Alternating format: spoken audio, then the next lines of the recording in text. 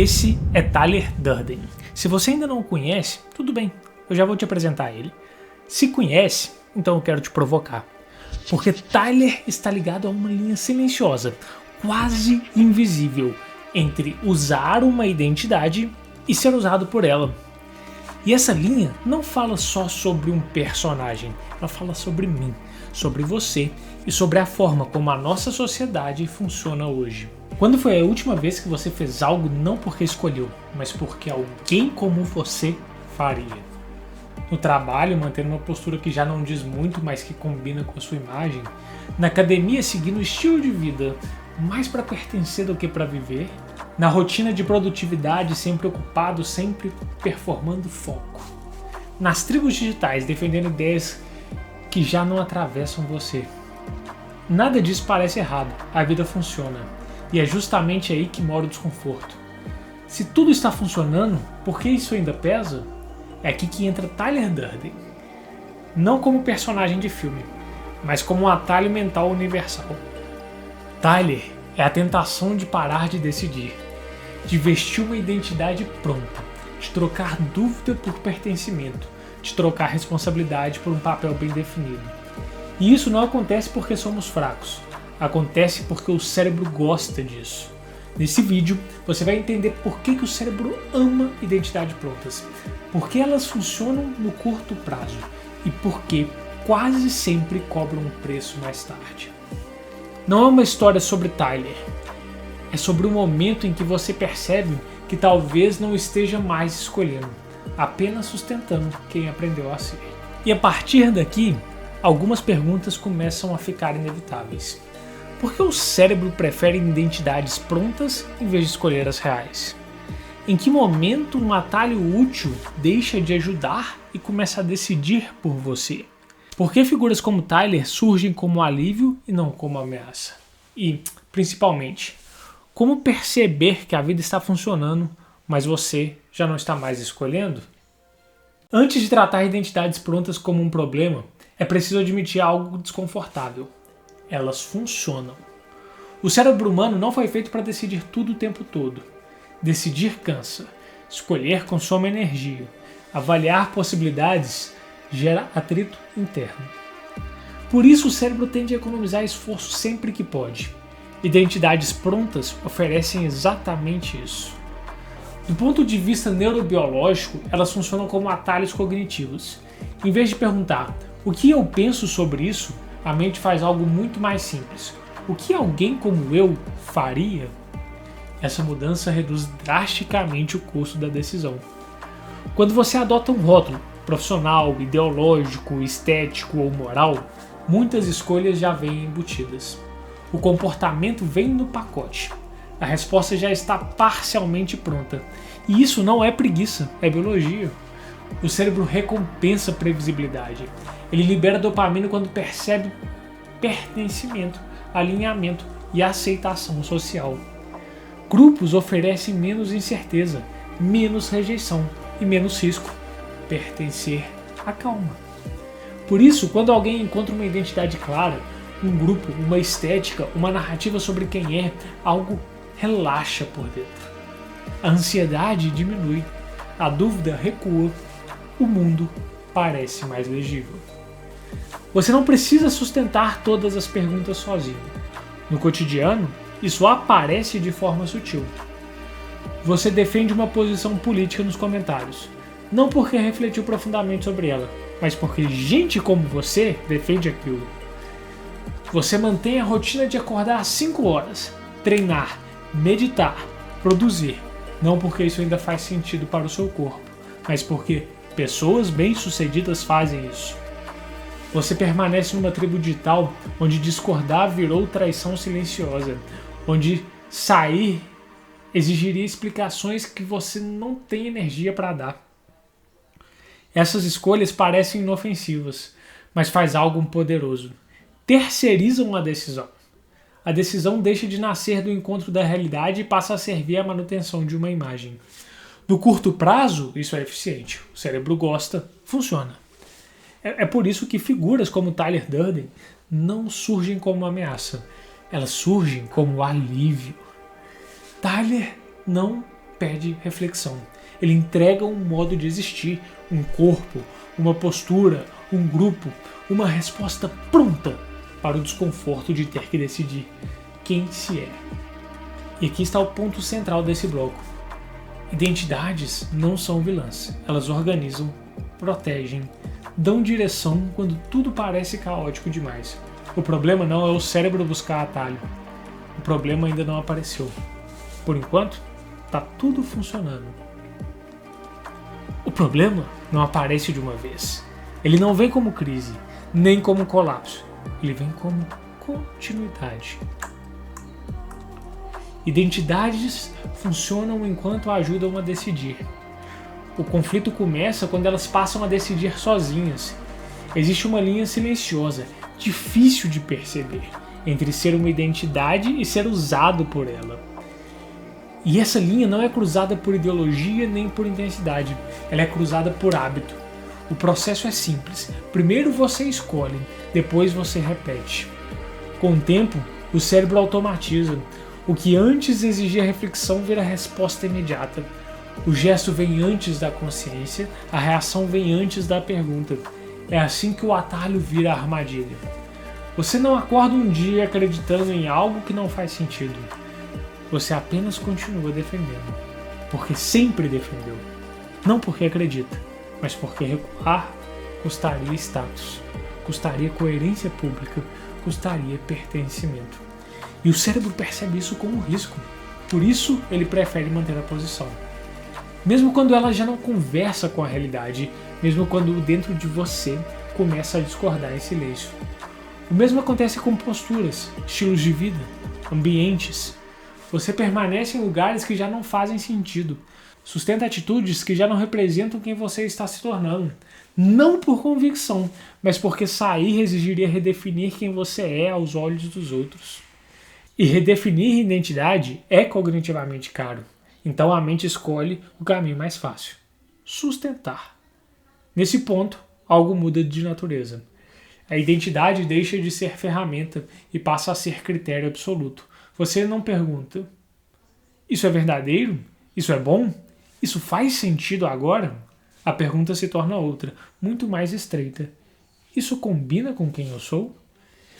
E quando essa pergunta ocupa todo o espaço, a escolha desaparece. Não porque alguém proibiu, mas porque ela se tornou inconveniente. É aqui que figuras como Tyler Durden começam a ganhar força simbólica. Não como vilões, mas como soluções radicais para um desconforto que já vinha se acumulando. Tyler não surge quando tudo está errado. Ele surge quando você já não sabe mais se ainda escolhe, ou apenas mantém. Essa é a tensão central. No começo, a identidade organiza. Depois ela ocupa. Por fim, ela exige. O conflito não é moral, é existencial. Porque chega um momento que a pergunta se impõe, mesmo que você tente ignorar. Você escolhe ou só sustenta? E quando essa pergunta aparece, algo já começou a rachar. Tyler Durden é o personagem central do Clube da Luta, romance de Chuck, publicado em 1996 e adaptado para o cinema por David Fincher em 99. Na história, ele é a projeção dissociativa de um narrador sem nome, que vive uma vida corporativa vazia, insone, anestesiada. Tyler surge como tudo que o narrador não consegue ser: confiante, violento, livre, certo de si. Ele não pede permissão, não hesita, não duvida, e rapidamente constrói um culto ao redor dessa certeza. Para quem não conhece a obra em profundidade, o importante aqui não é o enredo, é o mecanismo que Tyler representa. Tyler Durden não é um erro isolado, ele é a promessa de força, pertencimento e sentido imediato, uma resposta simples para um desconforto interno difícil de nomear. Psicologicamente, Tyler é um atalho levado ao limite. Ele funciona porque entrega algo que o cérebro reconhece na hora, uma identidade pronta para uso. Vem com linguagem, com gesto, com postura, com estética e com um grupo que reage do mesmo jeito diante do mundo. Nada ali exige elaboração interna. Nada pede dúvida. Nada pede espera. Com Tyler, a resposta vem antes da pergunta. E isso que se torna sedutor. Ele tira a dúvida. porque sabe o que precisa ser feito. Tira a responsabilidade, porque a decisão não é mais só sua, e oferece pertencimento imediato, porque há um nós esperando do outro lado. O cérebro adora isso. Pertencer reduz ansiedade, repetir reduz esforço, seguir reduz risco. Tyler não convence pelo argumento, ele convence pelo alívio.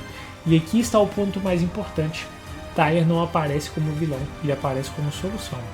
Uma solução para o cansaço de ter que se definir o tempo todo, para o peso de sustentar escolhas sem garantia, para o desconforto de não saber exatamente quem se é.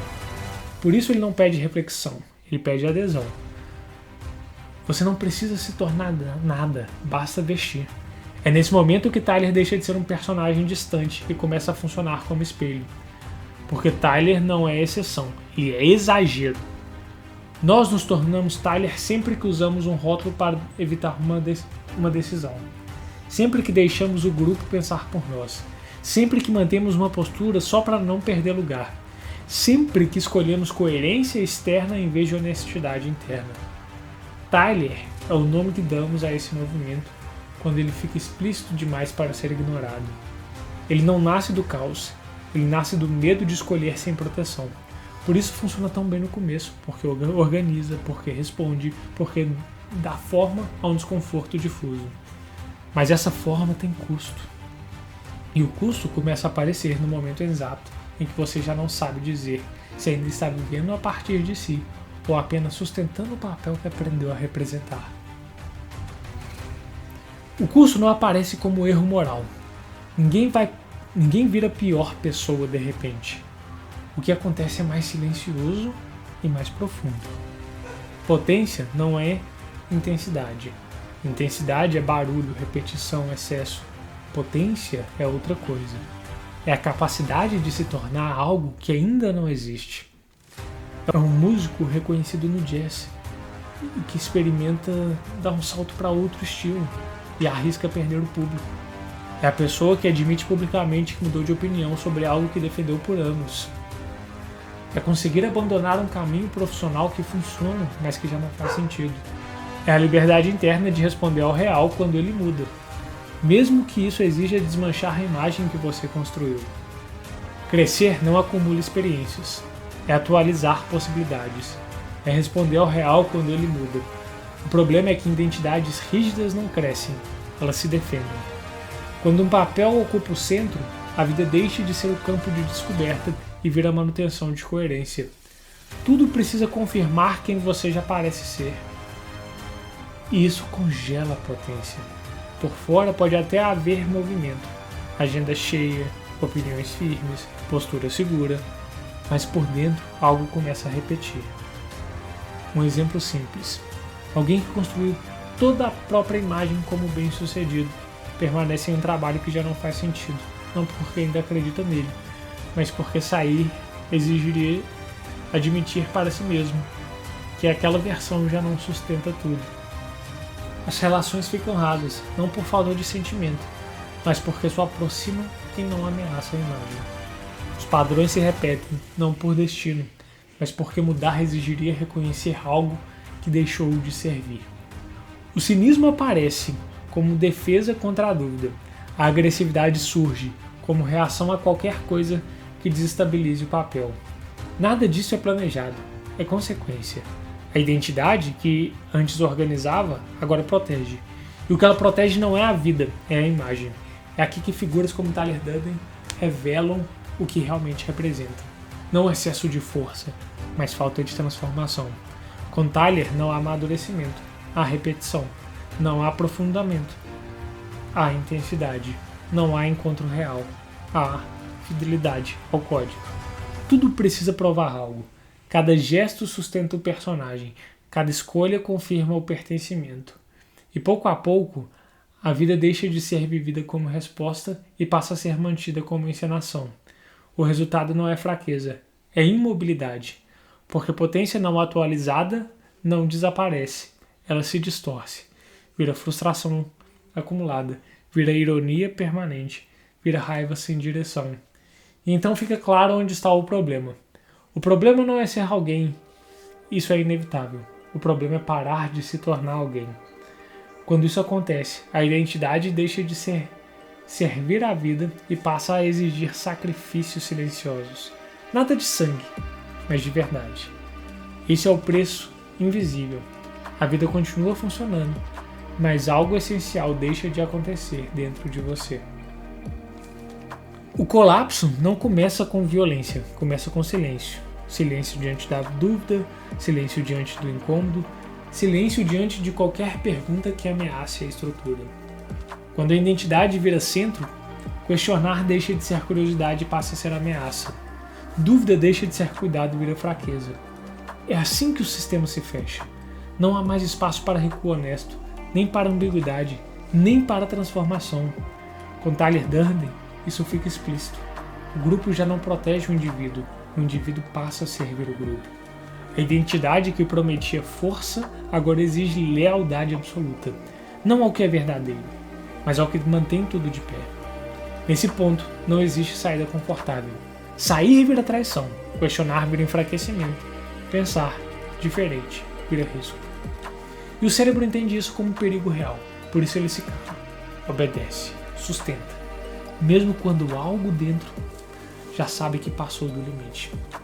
Esse mecanismo não é exclusivo de Tyler, ele aparece em ideologias fechadas, em tribos que vivem de antagonismo, em estilos de vida que exigem performance constante, em narrativas que só sobrevivem se ninguém fizer perguntas difíceis. Quanto mais a identidade depende de confirmação, mais agressiva ela se torna.